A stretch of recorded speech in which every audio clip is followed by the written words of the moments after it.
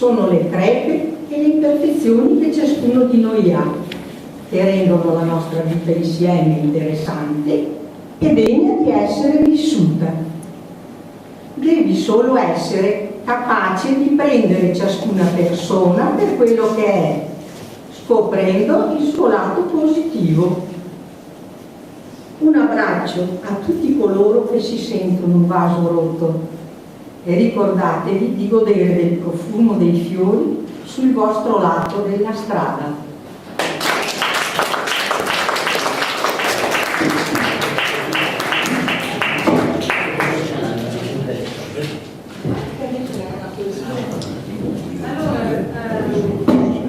Stravolgiamo un po' perché Serino ha la poesia in tema, poi ne ho una in tema anch'io. Allora portate pazienza.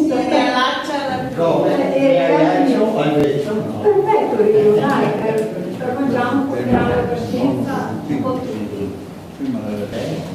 Sì, ma non c'è problema, siamo qua apposta per dire le poesie, quindi.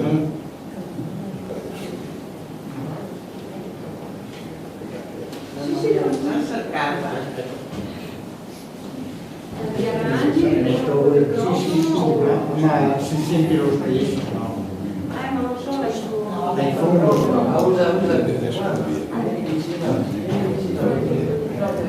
Ce la fai? lo proprio. Sì, sì. Magari se puoi Rino ti metti più vicino, ok? Se no mi chiami te lo tengo io, ok?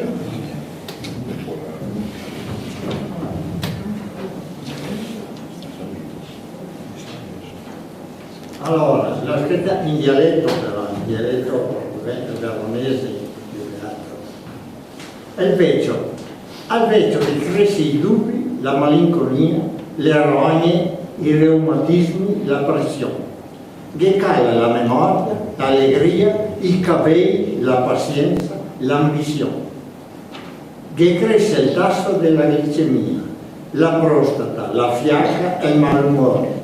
Che cala i desideri, la fantasia, la vista, i denti e tutte le illusioni.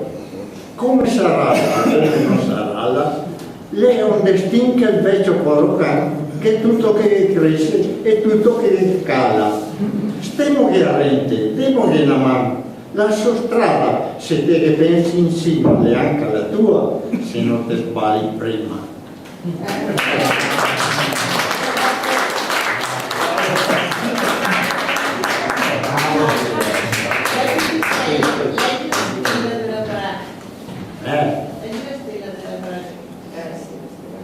Ah, bene. Sì, la cosa. Ancora anni 60, prima anni 60, stasera a Roma. E quando gli ha messo la stella nella bra, Stella Cometa? La stella Cometa? Sì. Bianco la vena. 90, anni 60 gli ha messo. No, Sì? no. Sì. Molto più Sì, tardi. anni 60. Sono sicuro perché stasera a Roma. Dica di sì, se no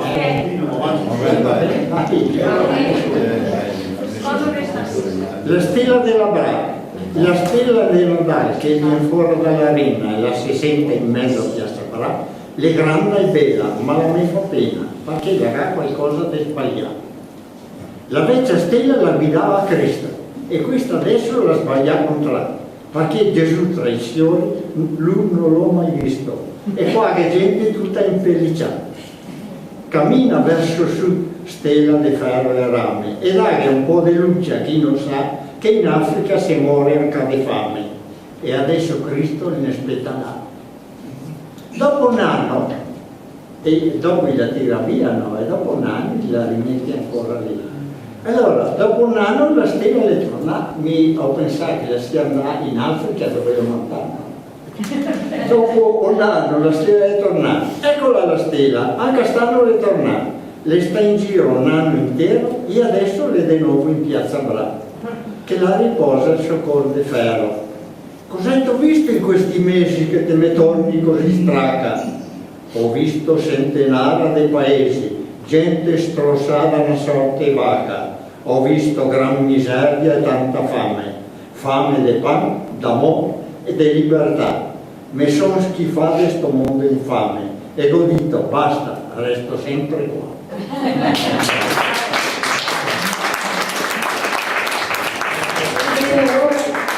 La mia c'è anche in tema, la dirò dopo. Intanto prego, restiamo amicabile. Fermo il giro, dai. Sì, facciamo 2 a testa, dopo se c'è tempo ne faremo una terza. Prego. Viene una sulle Non ho uso.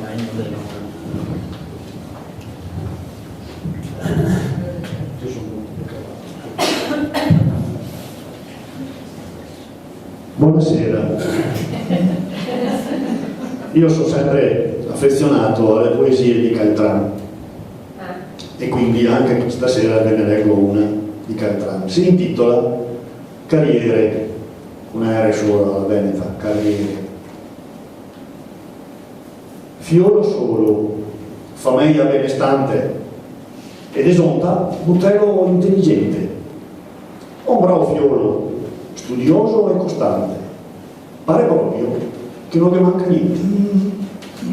E arriva il momento importante da decidere il domani degli studenti. Quale strada ciappare tra le tante per poter campare meglio tra la gente. Dimmi, opa, che studia l'oculista o che invece sia meglio studiare per poter diventare un dentista. E sopra, senza tanto pensare, tutti a sto mondo e oggi viene tu. Fa il dentista che i denti gli è 32.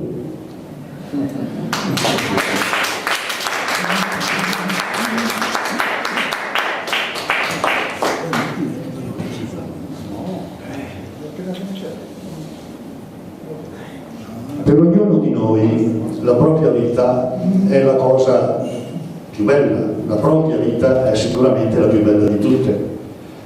E quindi non è che se io vi leggo un fatto della mia vita ritenga che la mia sia più importante della vostra, ci mancherebbe. È perché raccontando un fatto della mia vita descrivo anche l'ambiente di quel periodo, che adesso giovanissimi qui non ce ne sono, che probabilmente i giovani manco immaginano quello che c'era 50, 60, 70, 80 anni fa. Il menù.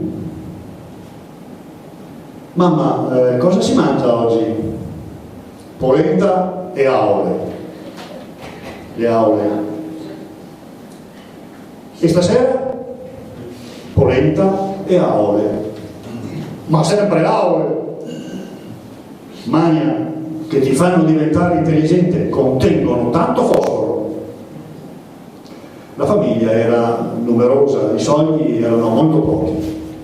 Il nonno faceva il pescatore, mio padre operaio e pescatore a tempo perso, e mia madre doveva dar da mangiare anche agli altri 4 figli con i pochi soldi che entravano in casa. Abitavamo in una casa povera da pescatori sulla riva del lago di Garda. Il posto era bellissimo, panorami incontaminati, non c'erano ancora i turisti, canneti, tanti pesci, acque purissime, tanto che l'acqua che si beveva in casa veniva prelevata dal lago, ma la fame era tanta.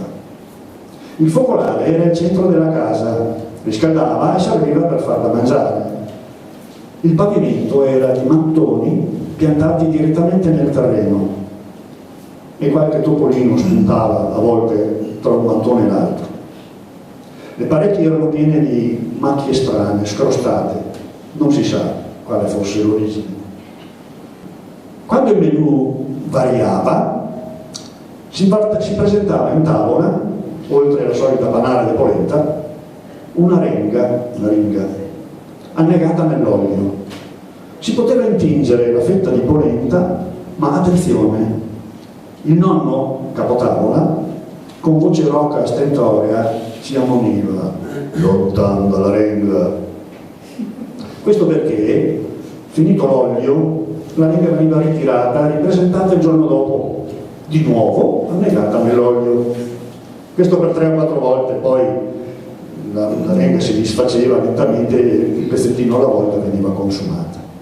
Solo la domenica si poteva vedere in casa un po' di pollo o di coniglio.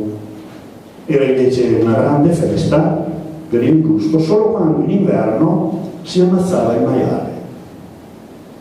Io c'ero anche un po' affezionato, era proprio dietro casa, in un angolo vicino al pollaio e alla gabbia dei conigli, e spesso gli portavo la sbobba. Mi chiudevano in casa perché io non vedessi, ma io con l'aiuto di una sedia riuscivo a salire abbastanza in alto da poter vedere dal portoncino dal retro tutta la manovra. Il cortile veniva recintato con delle balle di paglia e mentre un uomo teneva il maiale per la cabeza, un altro lo doveva colpire in fronte con una mazza. Questo era il sistema allora là. Ma il maiale non era molto d'accordo e andava di qua e di là facendo grandi strilli. Ecco che allora mio padre prontamente gli prendeva le zampe posteriori, sperando che finalmente arrivasse la mazzata decisiva, mentre invece il maiale aveva ancora la forza di trascinare mio padre in giro per il cortile. Il tutto si svolgeva in un'atmosfera di grande confusione, tra strilli acutissimi del maiale che prendeva mazzate un po' dappertutto. Alla fine arrivava il colpo mortale e tutto si calmava all'improvviso. Seguivano le solite manovre che si fanno, lo sgozzamento, la pelatura con l'acqua bollente e la macellazione. A vedere quello spettacolo avevo un groppo allo stomaco e mi veniva da piangere, ma quando mia mamma cominciava a cuocere le prime parti di maiale e si spandeva nell'aria quel buon profumo, dimenticavo tutto e buon appetito!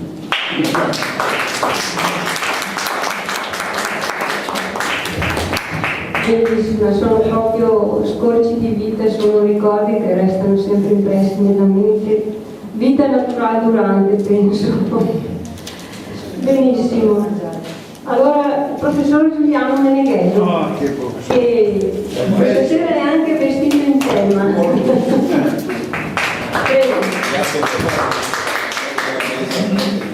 È il beccio, no? È il beccio.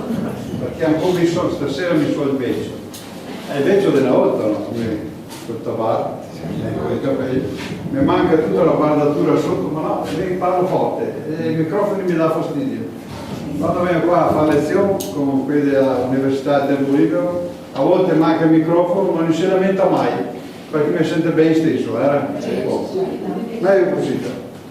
Allora, due parole su questa confraternita dei nostalgici del tabacco. Ti abbiamo introdotto bene, perché ti hai fatto la storia della tua infanzia che ti hai vissuto queste robe, che mi ho scritto in un libro, mia e la moglie abbiamo scritto anzi 3 libri, se qualche volta voi li presentiamo non siamo anche pronti a presentarli. Parleremo anche quella roba lì. Allora, nostalgici del tabacco, nati 5 anni fa a Concamarese per merito di un signore che si chiama Ronaldo Fabrizio e altri 4 amici che si accattava l'osteria e ha inventato sta roba, sta confraternita. Chi la va avanti bene negli anni e l'anno passato ma c'è dentro un cammino, perché noi altri cerchiamo di far rivivere la vita come era 100 anni fa, 70 anni fa, 80 anni fa, con gli abiti per gli uomini ma anche per le donne, perché le donne che vengono altri in teoria insomma le deve vestirsi come si vestiva tanti anni fa le contadine, insomma più o meno.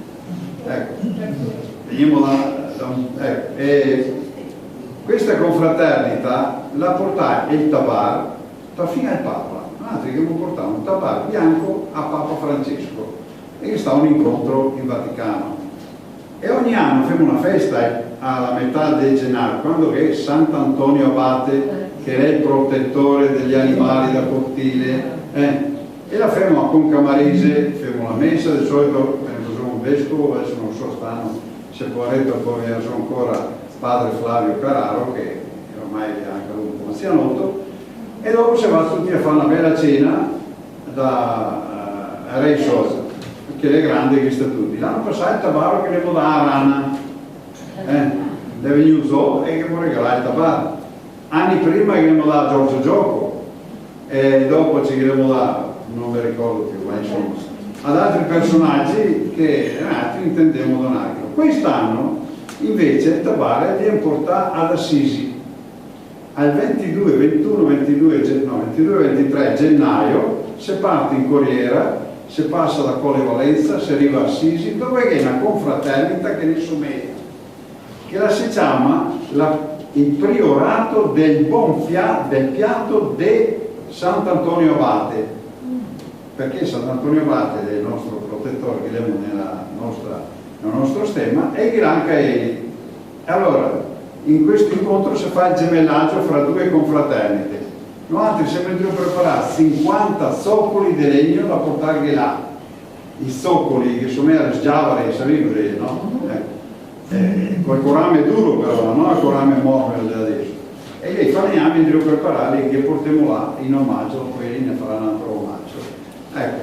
E andiamo in giro, insomma, ecco.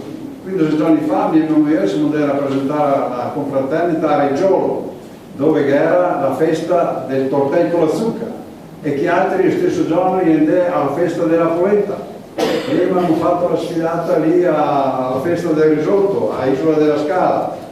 Insomma, cerchiamo anche di far da mangiare come una volta. Ad esempio, la bevanda principale che usiamo è la graspia. Non so se qualcuno si ricorda, ma se venì qualcuno, e tutti invitati, basta venire qua a Concamarese, che è il suo bel fiasco di paia, col suo muvolotto in cima, come fosse strucolo, insomma, ecco. E quindi fermo queste robe qua, dopo semmai le robe della volta, insomma, ecco. Antipasti dell'arco, tanto per capirsi, e altre cosette simili, insomma. Sate di gallina, greste di gaglia, requeste, fegadini, insomma, come semmai una volta i pitocchi più o meno, non tanto le robe da scioli, si darsi tutto. Allora, se mi permetti, io finirò la presentazione di questa confraternita, e leggo la poesia di Tabare, perché bisogna che la leggere, ma non l'ho mia fatta mia questo, dopo vedete una poesia che ho scritto io. E il Tabare. Che siamo suppia freddo sto genato e mi mescaldo sotto il Tabare. L'era quello dei Menoni che si quacciava in letto collegandosi sui paioni dei scartozzi. Sapevi se gli scartozzi? E mio nonno mi contava che allora il Tabare par tutto e si usava. Quel vento di tramontana si portava a scuola i butteretti in bicicletta sulla cana querti dal Tabare. L'ho fatta anche a me la vita. Sotto al Tabare era contenti perché non inciappava acqua, neve e straventi.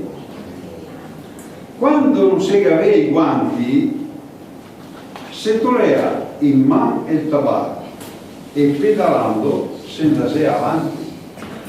Cioè, fare il manubrio così. E le rece non le si ingiazzava perché tirando su il collarin il Tabare e gli quacciava. E anche più in su e si tirava, faccia fare il naso, la gozza che colava. Si pedalava di notte, col scuro, quel fanarino che dava olio o a carburo. Con la caliverna e i nevioni si camminava a drio il fosso, sfregando le sgiavare per far ciasso, perché noi te venisse addosso. Le sgiavare sono quelle che aveva i brocchi, dette brocchi da subea. E per non insuccarsi si cantava, perché non si vedeva mai che altri. Non era il campanello che fischiava. Cosita, con tutti sti patimenti, le guse, il freddo, la fatica, si parea anche contenti.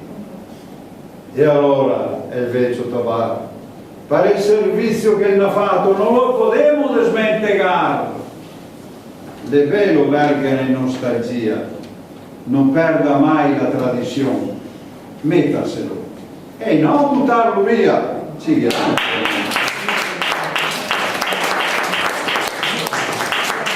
I 4 amici che si accattavano l'osteria perché la sera lì a parlare del tabacco e buttarlo via. Ecco perché la finisce così, no? Ma si basta che non si via. No, e perché invece non cominciamo a fare qualcosa? La confraternita del tabacco, dei nostalgici del tabacco. Sì, ci siamo stati il secondo anno e mi ricordo, guarda, professore, se mi ricordo, che di verdura hanno. Vi ricordate le rape, quelle che mangiavano? Ecco, quello è il contorno che ci hanno servito e allora hanno fatto il pranzo al circolo noi. All'inizio sì, adesso che mangia gente non dà da un'altra parte. Bene, d'accordo. Va bene. Ok, grazie professore. Allora. Ecco la seconda o la leggo dopo? Ok, no, la leggo. Questa l'ho fatta. Perfetto. Prego. Allora. La raccolta differenziata una volta. Strazze, ossi, ferro vecchio, piumini de oco. Donne, che qua è strassato. Veni fuori, ancora ve pago ben. Sta cantilena la si sentiva da lontano. Lei è strassata col suo carettino, tirato un cavallo vecchio e scheletrio. Sopra il carretto e che aveva le cassette di legno per ogni tipo di materiale e in più sacchi parecchi uniti di oro. Le strazze la chieda sia la parona perché non altri pitocchi gli portavano addosso tutto l'anno. Io sì, gli era solo pelle maschio, roseghe e ciucce che restava poco da vendere. Mia nonna e mia mamma li metteva da parte e piumini di oco prima di Natale, che era il mese che si occupava gli occhi, e la carne la si impitarava nelle olette.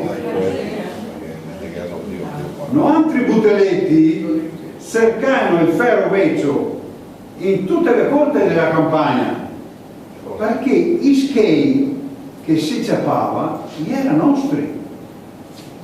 Cosita alla sagra di luglio di Zarea facendo i giri in giostra, mi sono originario del Zarea. Carta non era da smaltire, non se leggeva giornali e quella da zucchero e da pan la serviva per intisare il camino. Non era neanche plastica, perché tutto era fatto di ferro, di rame e di alluminio. Di umido non che n'era. I pochi resti di pesce e di animali di pollinare gli mangiava i gatti sotto la tolla e i resti di ogni verdura gli mangiava il maschio nel porzino. Adesso anche in campagna i paga perché gli porta i rifiuti, gli porta nelle discariche e ci fa sto mestiere e c'ha una moda di skate. Non mi ha l'ultima frase. Quanto vorrei tornare indietro e sentire ancora l'urlo di strassare. Strazze, ossi, ferro vecchio, piumini de oca, donne che questo salvi fuori, ancora vi pago bene.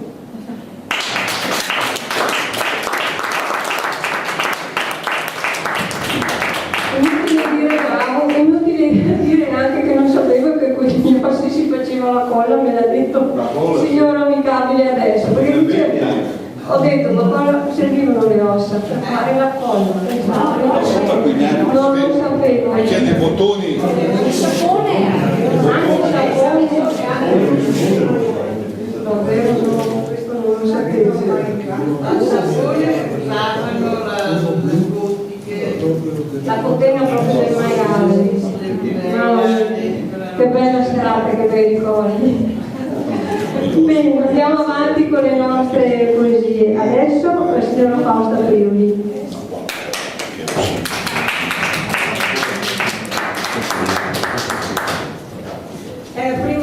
che leggo, perciò tranquilli, mi faccio coraggio da sola. Vi leggo una poesia che si intitola Vi auguro di Jacques Brel. Vi auguro sogni a non finire, la voglia furiosa di realizzarne qualcuno. Vi auguro di amare ciò che si deve amare e di dimenticare ciò che si deve dimenticare. Vi auguro passioni, vi auguro silenzi, vi auguro il canto degli uccelli al risveglio e risate di bambini. Vi auguro di resistere all'affondamento, all'indifferenza, alle virtù negative della nostra epoca. Vi auguro soprattutto di essere voi stessi.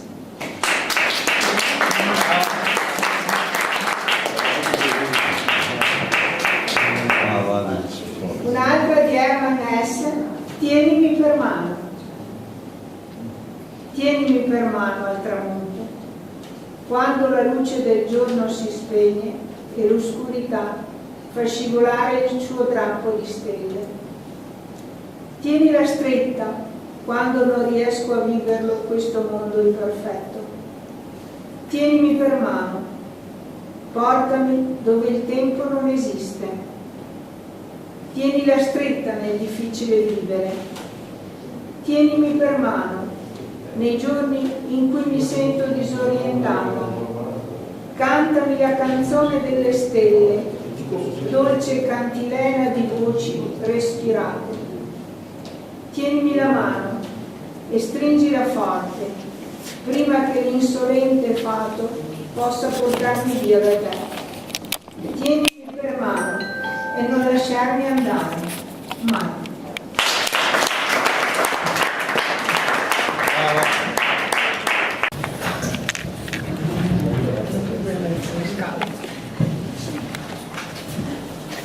Adesso presento io la presentatrice. Sembra giusto. Inversione di ruoli.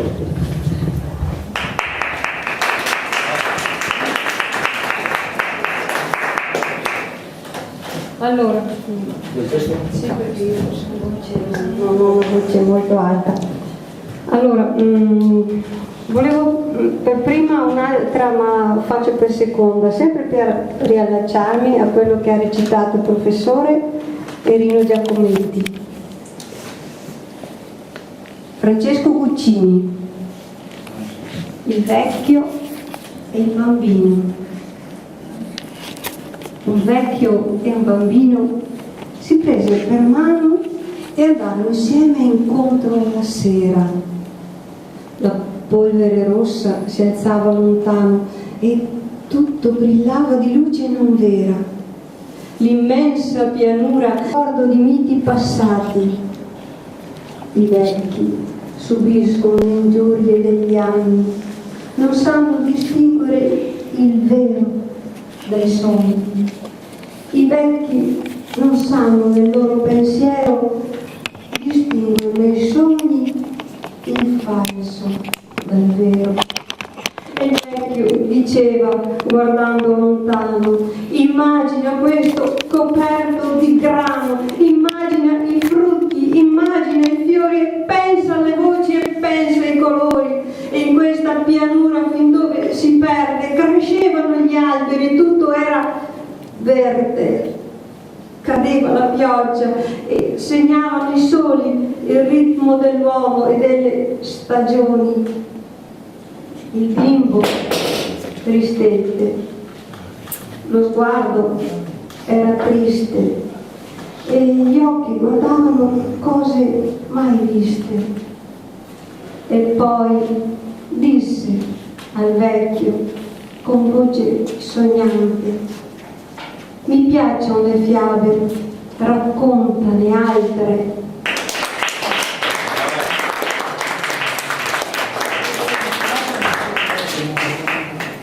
Un omaggio a Bob Dylan che ha vinto il premio Nobel per la letteratura 2016. Bob Dylan che con tanti personaggi, diciamo, e col movimento pacifista hanno contribuito non poco a far finire quella sanguinosa e distruttiva guerra nel Vietnam. Bob Dylan, Blowing in the Wind, l'ho scritto nel vento. Quante strade deve percorrere un uomo prima che possiate chiamarlo uomo? E quanti mari deve sorvolare una colomba bianca prima di dormire sulla sabbia? E quante volte devono volare le paglie di cannone prima di venire proibite per sempre? La risposta, amico mio, soffia nel vento. La risposta, soffia nel vento. E quanti anni può esistere una montagna prima di essere dilavata fino al mare? E quanti anni può esistere un popolo prima di essere lasciato libero? E quante volte può un uomo volgere il capo e fingere di non vedere? La risposta, amico mio, soffia nel vento. La risposta, soffia nel vento. E quante volte un uomo deve guardare in alto prima di vedere il cielo? E quanti orecchi deve avere un uomo prima di sentire piangere gli altri? E quante morti ci vorranno prima che capisca che troppa gente è morta? La risposta, amico mio, soffia nel vento. La risposta, soffia nel vento.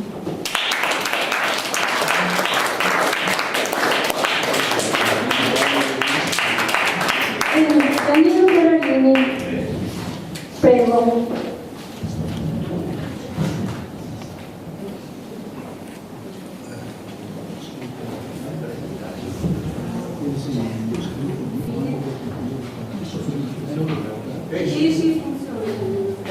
Allora, oggi è il 4 novembre.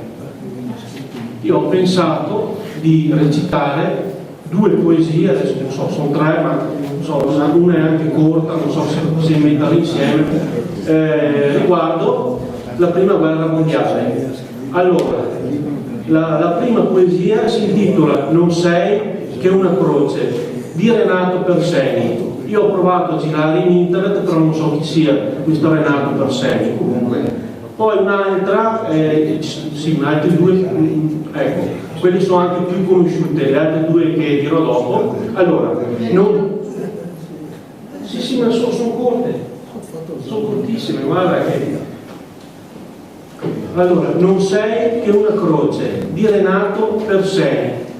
Non sei che una croce, nessuno forse sa più, perché sei sepolto lassù, nel camposanto sperduto, sull'Alpe, soldato caduto. Nessuno sa più chi tu sia, soldato di fanteria, coperto di erbe e di terra, vestito del sale di guerra. L'elmetto sulle 23, nessuno ricorda perché. Posata la vanga e il badile, portando a tracolla il fucile, salivi sull'Alpe, salivi, cantavi, e di piombo morivi, ed altri morivano per te, con te e per te anche, chissà perché, ci sono 2 aspetti. Ed ora sei tutto di Dio, il sole, la pioggia, l'oblio, t'han tolto anche il nome d'un fronte. Non sei che una croce sul monte, che dura nei turbini e tace, custode di gloria e di pace.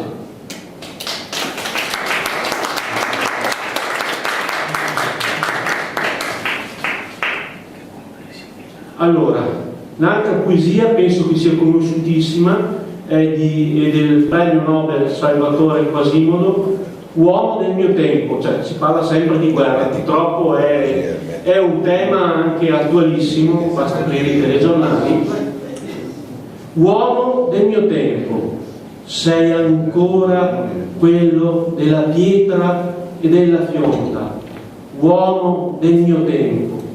Eri nella carlinga, con le ali maligne, le meridiane di morte. T'ho visto dentro il carro di fuoco, alle forche, alle ruote di tortura. T'ho visto, eri tu, con la tua scienza esatta, persuasa allo sterminio, senza amore, senza Cristo. Hai ucciso ancora, come sempre, come uccisero i padri, come uccisero gli animali che ti videro per la prima volta. E questo sangue odora come nel giorno, quando il fratello disse all'altro fratello: andiamo ai campi, e quell'eco fredda, tenace, è giunta fino a te, dentro la tua giornata, dimenticati o figli, le nuvole di sangue, salite dalla terra, dimenticati i padri, le loro tombe affondano nella cenere, gli uccelli neri, il vento, coprono il loro cuore.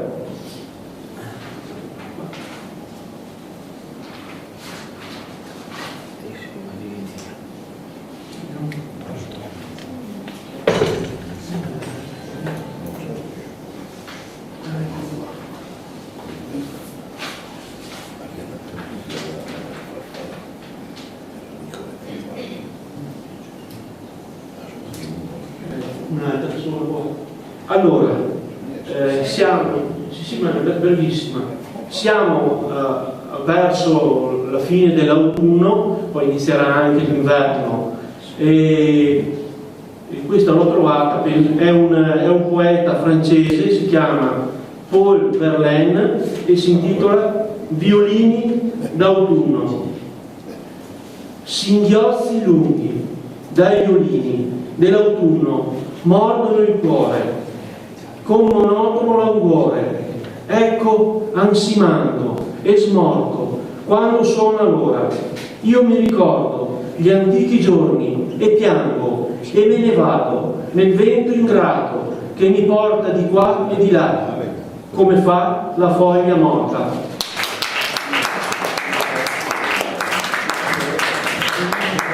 Bene, l'amica carissima Fernanda Maestrelli, prego Fernanda.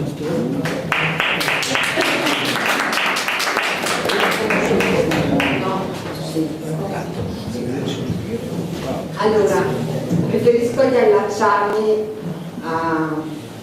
alle altre prima. Difatti vi leggo una lettera al figlio alla fine. Verrà un giorno, certo che verrà un momento, sfogliando vecchie foto, che ti sorprenderai e penserai a me, a quel viso giovane che ti ha sorriso, sorretto, calmato, coccolato, a quel profumo che solo le mamme hanno, a quella mano a te stretta che scacciava ogni affanno. Verrà il giorno in cui sentirai l'eco di una ninna nanna e andrai col pensiero a quel Natale, a quella capanna. Conterai le tue rughe e sorriderai alle mie, dimenticherai le cose e ricorderai che anch'io. Verrà il giorno che avrai 1000 cose nel cuore e chiederai a qualcuno di ascoltarti con amore. Verrà il giorno che crederai a un angelo, verrà il giorno che guarderai a una stella. Sarà un giorno lontano, un sorriso bagnato d'acqua e sale. La vita è così ed io non sarò lì a dirti tanto non vale.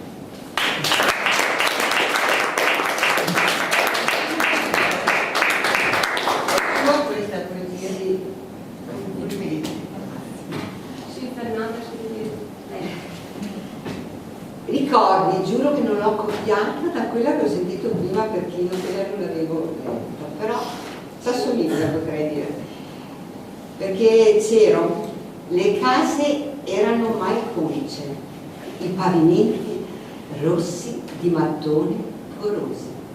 Il camino fumante all'ora dei pasti.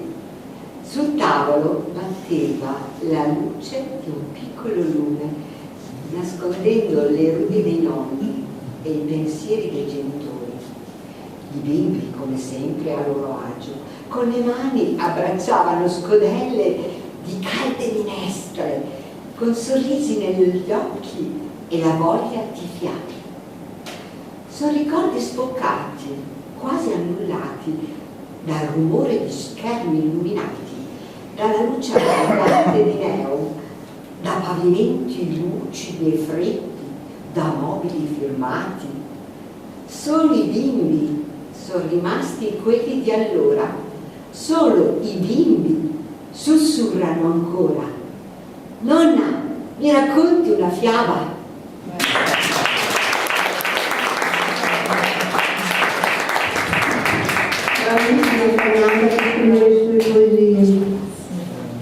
Renata Fellis, un'altra cara amica che scrive le poesie, e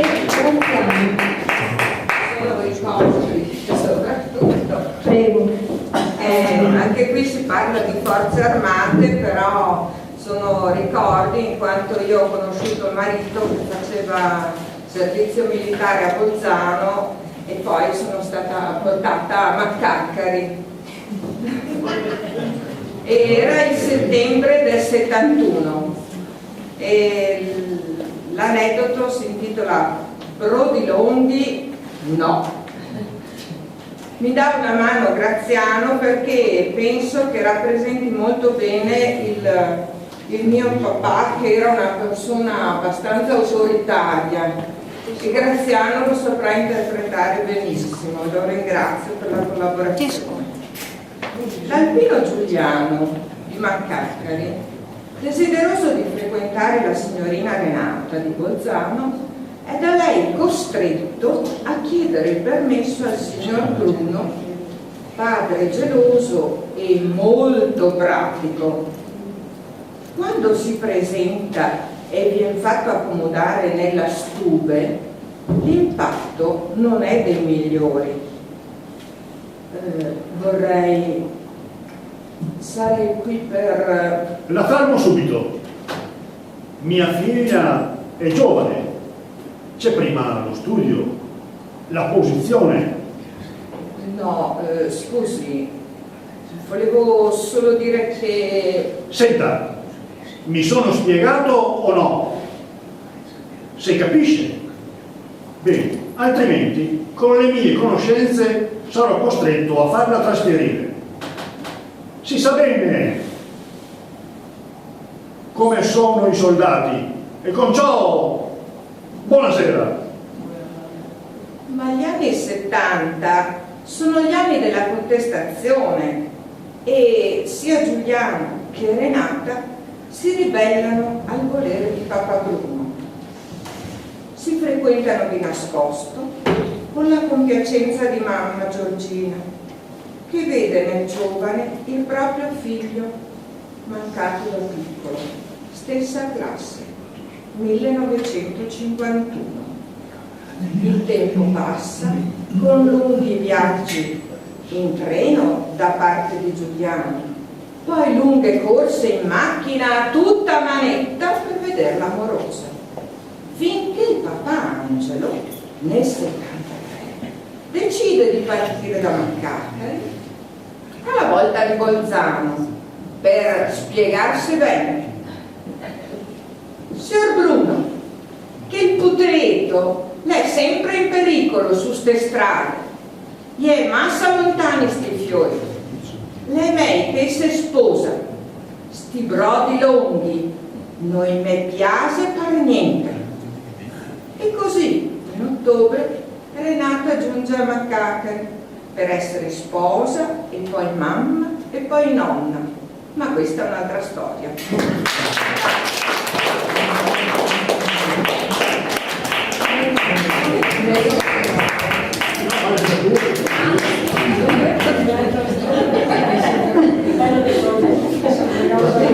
Al quale questi storie. Allora, Allora, se mio marito può partire, e adesso Orlando Bertoli, prego.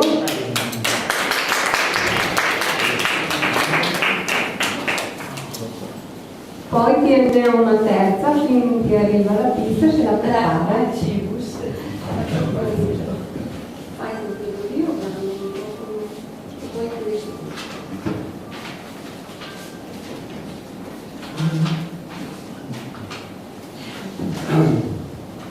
Buonasera a tutti. Intanto chiedo scusa perché questa poesia non ha niente dell'umoristico. Purtroppo alle volte si muove, che ha fatto veramente, e io ho provato. È un caro parente spario il titolo, è dialettale. Perciò questo caro parente era un figlio di mio cugino, che era molto più grande di me, mio cugino. Per dire la verità era più vecchio. E il suo bambino aveva 2 anni più o meno, anche neanche, e veniva a trovarmi spesso con la sua mamma, perché suo padre era emigrato in Argentina.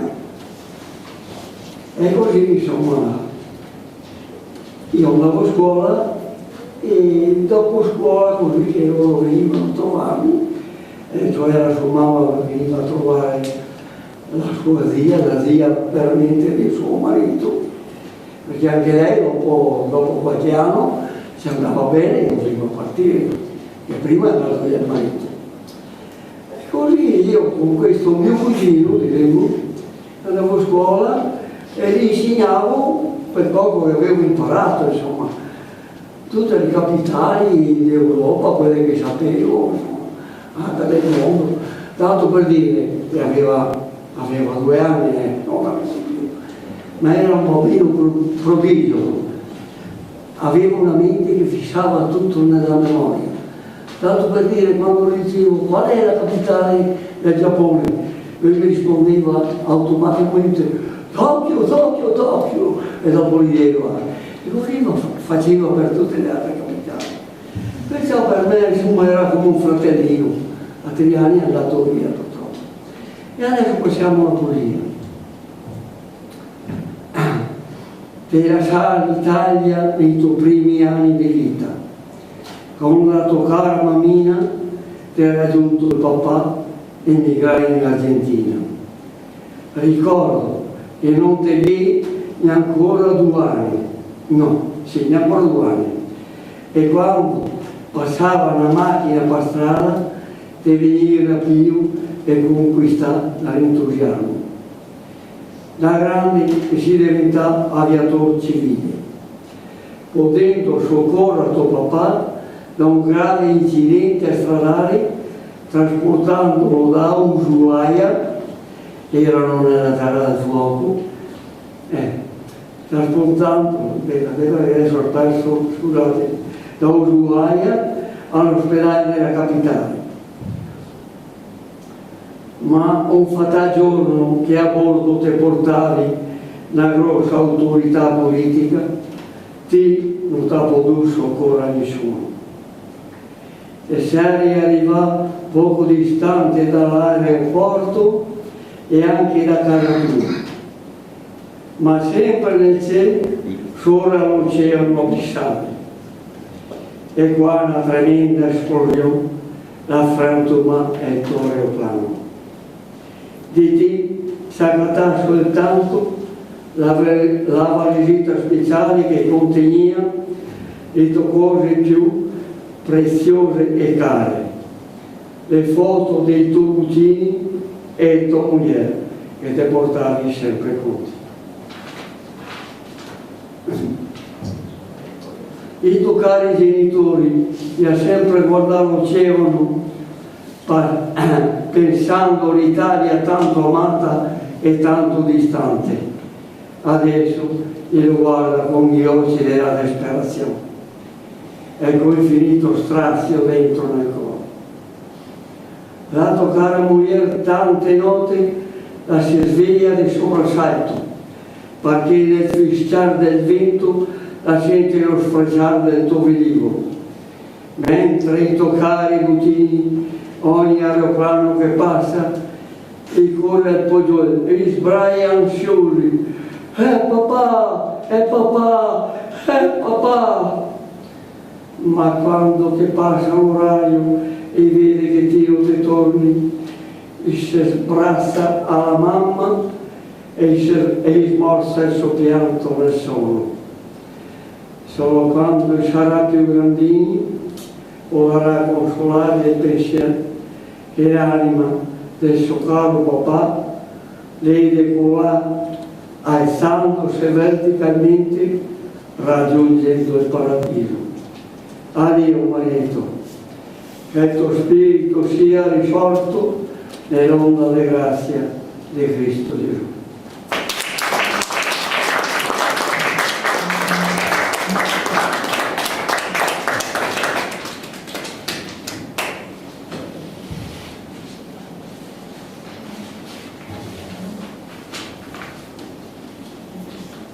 Adesso possiamo un'altra. Non ha proprio niente dai commenti, ma neanche con fatto comunque. E comunque questa, tanto per dimenticare, va bene. È il Brusat di Serea. Qui da Verona, se che ne mi pare, lo sappia bene, perché ricordo che uno mi ha soldato con me, mi diceva: ah sì, sì da Serea, 555, e via. E io le ribattevo con una buona ciaretana. Ah sì, ma ti te vai in piazza a trompare a tua sorella 20 metri di piso. E così via, Dio ne ha più un'età. Dopo che il Brusat di Serea, per chi non lo sa, è una macchia umida di circa 100 campi di Ronelli. Campo Veronelli è tranquillamente diversi ettari.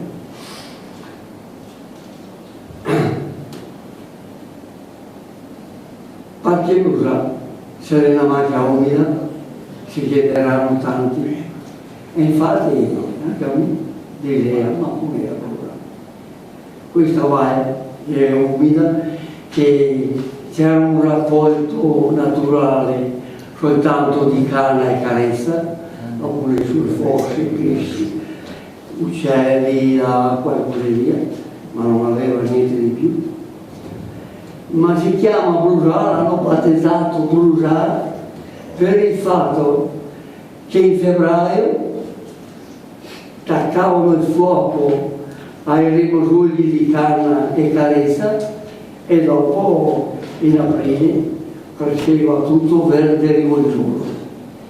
E ogni tanto c'era un fuoco prima, e per cui lo si chiama Brusat. Adesso passiamo alla Puglia.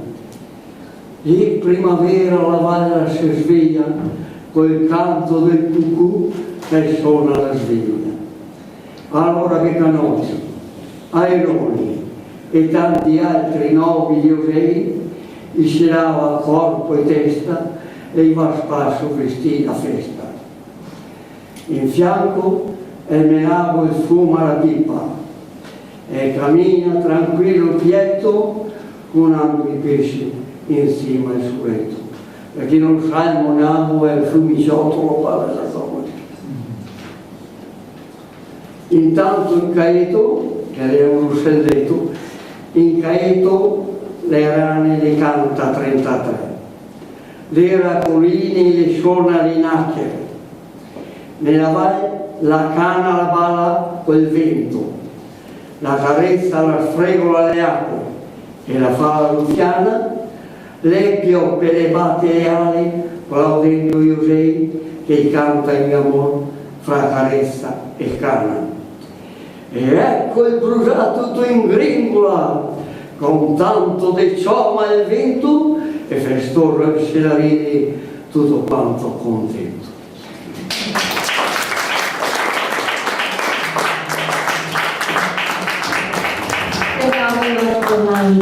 Bene, allora prima di partire, se ne avete un'altra, preparatela.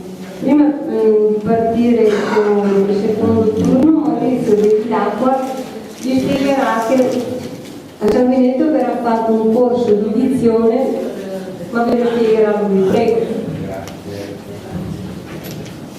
Buonasera, io sono un nuovo di San Benedetto, sono arrivato da poco, però sono entusiasta di questo paese un po' dimenticato da tutti, però così vivo.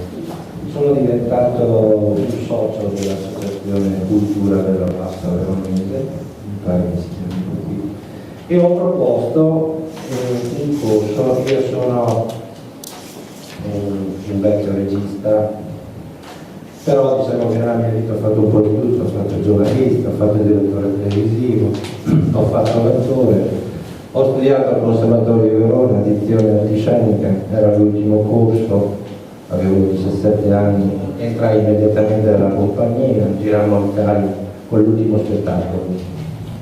E poi ho creato le mie compagnie, ho fatto diciamo il direttore artistico del Teatro di Bure per 2 anni, avevamo circa 100 attori tra ragazzini, adulti e adolescenti, e riuscivamo a mettere in piedi uno spettacolo al mese per riuscire a contribuire ai costi della parola. C'è una compagnia Legnaro, se vuoi? Sì, ce ne sono tanti a Ceresa. C'è mia figlia che vado a girare ogni tanto. Qui in paese ho parlato col sindaco, ho parlato con Gerry, ho parlato con tutti, c'era una vecchia compagnia e mi hanno chiesto se potevo dargli da fare per metterla in piedi. E allora io mi sono proposto e quindi da subito dopo le vacanze di Natale, intorno al 7, l'8, il 10, inizierà il primo corso di lettura. Ho visto che a tanti di voi piace leggere e piace esporsi, leggere in pubblico, che è una cosa molto difficile e impegnativa e non è da tutti, quindi bravi e complimenti.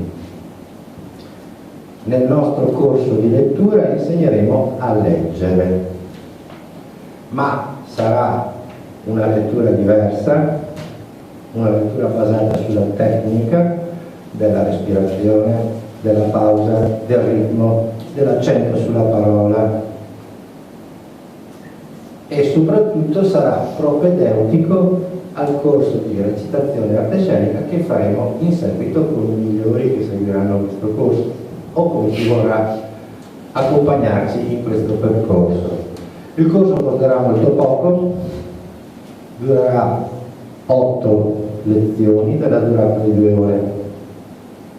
Il materiale ve lo diamo noi, dovete solo procurarvi un dizionario della lingua italiana, un dizionario qualunque. Alla fine del corso faremo un saggio, breve naturalmente, per poter far vedere a tutti quanto siamo migliorati. All'inizio del corso invece, tramite le telecamere della nostra area TV, riprenderemo tutti gli allievi in una piccola prova. La stessa piccola prova la faranno nel saggio finale. E così voi stessi, chi parteciperà, si accorgerà dei progressi che ha fatto. Io spero che tutti voi veniate e magari che riusciate a spingere anche qualche giovane a partecipare al corso per i ragazzi. Con la scuola media stiamo preparando già 2 corsi e quindi i ragazzi, gli adolescenti fino ai 14 anni sono già sollecitati dalla preside della scuola media. A noi servono anche i ragazzi oltre i 14 anni, dai 15 ai 35, per riuscire a fare una compagnia intermedia. E poi chi vuole è ben accetto. L'iscrizione presso Gerry, l'associazione, loro, tutti. A piano della cultura. Grazie per aver dato.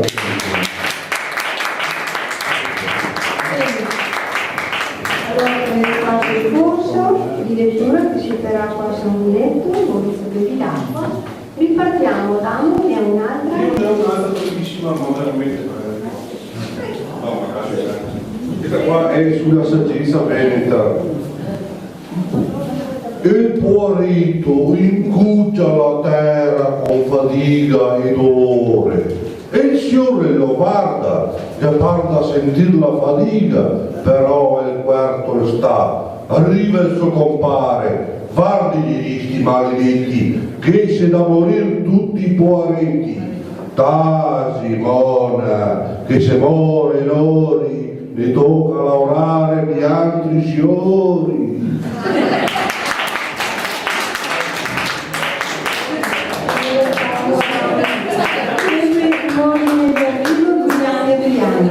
Non è niente. Ok, andiamo avanti, restiamo amicabili. Come? Ma certo, ma senz'altro. Allora gli dai cavallerescamente il posto. Prego. Tranquilla, pian piano, non c'è problema.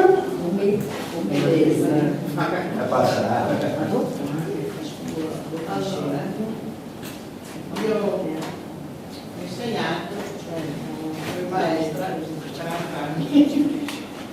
quando c'era da fare le pulizie, Natale, le feste,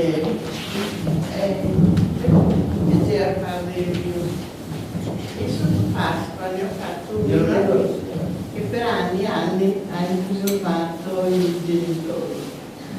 Allora c'è un bambino che cerca Gesù e dice: mi hanno detto, Gesù, che sei risorto, vuol dire che cammini per la via, anche nella città mia. Dove sei che non ti vedo? Fatti vedere un momentino, stammi vicino, dammi la mano e la stringerò piano. Io sono in ogni creatura buona un animo puro, ama e perdona. Sono nella tua mamma, nel tuo papà che ti hanno dato la vita. Prendi la loro mano, stringila fra le dita, forte, forte, sempre di più, e troverai la mano di Gesù.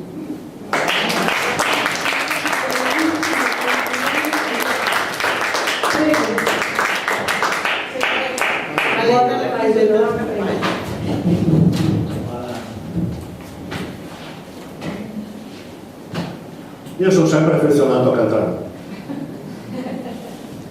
anche perché se leggete il Peagno, che è il giornalino di Sanguinetto,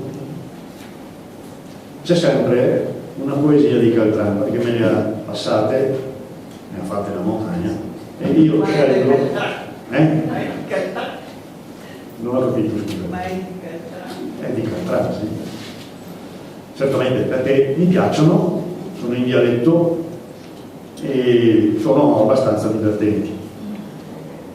Questa si intitola Vegna guai, ma la morte mai. Un mosso pien de anni e tutto pelle, e vien col soccaretto a lenti passi, subiando e sudando per stradelle sotto un sole che spacca anche i sassi.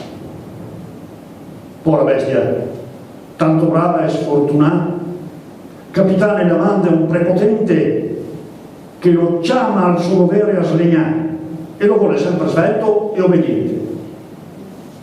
Quante volte che il ciapa per la via bastonà sul groppone e sul dedrio, destirà panza piena e all'ombria, che è un maschio che lo guarda in sonolio, senza muoversi da quella posizione, e che dice a quel povero vecchio muso: caro broco, te paga col bastone, mi invece guarda qua quanto l'uso, magno tanto e sono sempre a panza piena, qua all'ombria e non lavoro mai.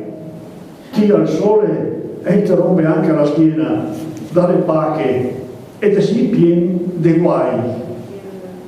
E il muso, a sto parlare con arroganza, e ferma un po' quel passo a ciapparfiare.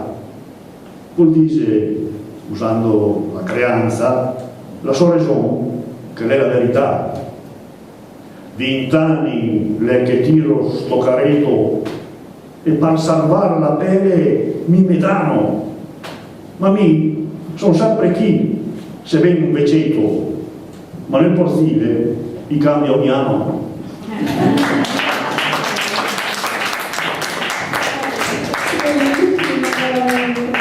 Allora, professor Giuliano Meneghello, ne ha un'altra? Sì, vero?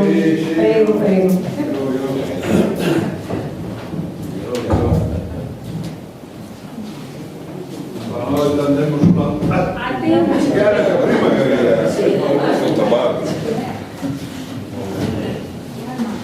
Andiamo sull'attuale.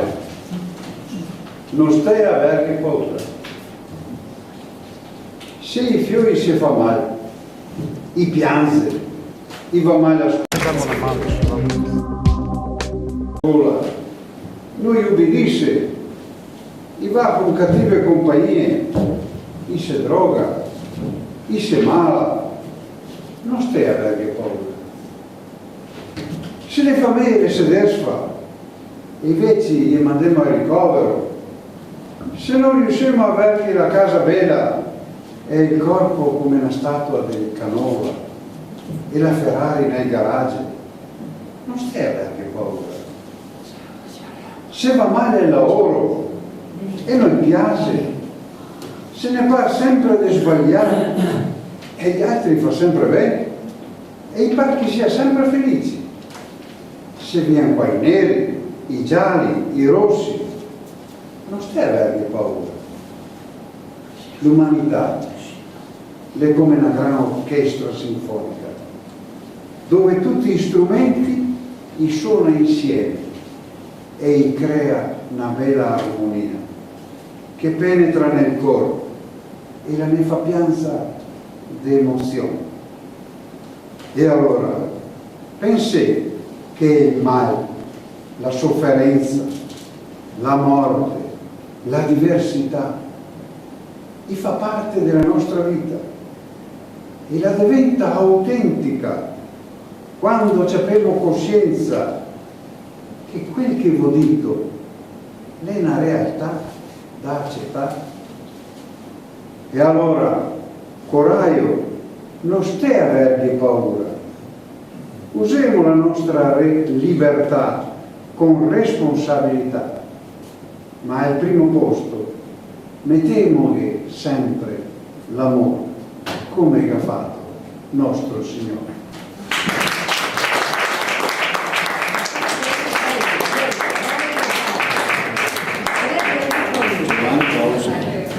No, abbiate paura. Adesso la presentatrice.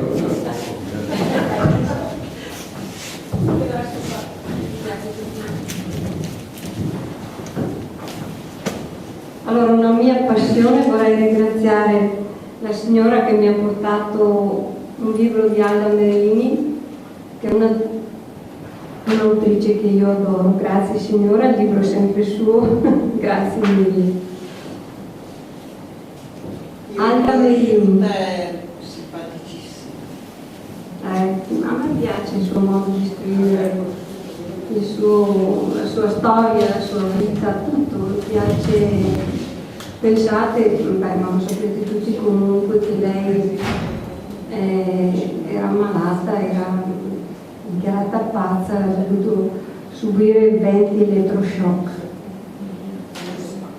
Alda Merini era l'amore mio, simile a un argomento di cavalli, era qualcosa di puro e assente, era persino indemoniato, era l'amore mio, qualcosa che dista da Dio molti e molti millenni. Certamente era un argomento vivo, certamente era un argomento di morte, era l'amore mio, il misero chiavistello della parola, ma era anche il ferro che si mette sul fuoco per renderlo malleabile e dolce. Era l'amore mio, la transella che parte dalla chiesa, era il simbolo di Cleopatra, infine il tempio delle piramidi a mare, era la totalità dell'Egitto, era il principe, il faraone era lo straripamento del Nilo, ma era anche la ricchezza del Gange. Insomma, per quanto fosse, era soltanto l'amore mio.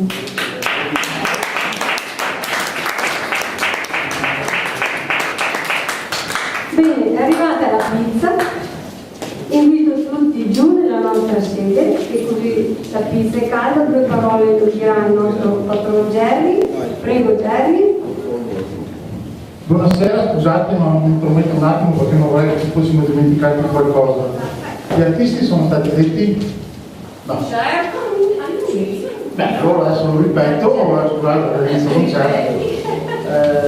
Abbiamo una mostra che hanno fatto un po' la cornice anche qui, ma c'è qualcosa che è qui davanti. Abbiamo Anna Zorzella, pittrice, Aldo Luigi Provadelli, no, oggi non ha esposto quindi niente, Nico Bertelli, pittore, Sergio Franzoni e Fermi, no, è Fermi fisicamente. In questi volantini non hai fatto andare su, però ti abbiamo messo. Poi un'altra cosa volevo ricordare, il prossimo appuntamento comunque è domenica e venerdì 2 dicembre, e però la pianura ha un altro appuntamento, partiranno il chiostro qui nel chiostro i venerdì letterari, abbiamo già preparato il cartellone, la prossima inizieremo più o meno, sarà sempre la quarto venerdì del mese, a parte 2 venerdì dove sono spostati. Avremo Rosanna Rizzi-Ongaro di Isola della Scala che presenterà un libro di poesie, da quello che mi ricordo bene, intitolato Mescolanze. Quindi se volete venire siete graditi, ci saranno sempre i nostri artisti che esporranno qualcosa.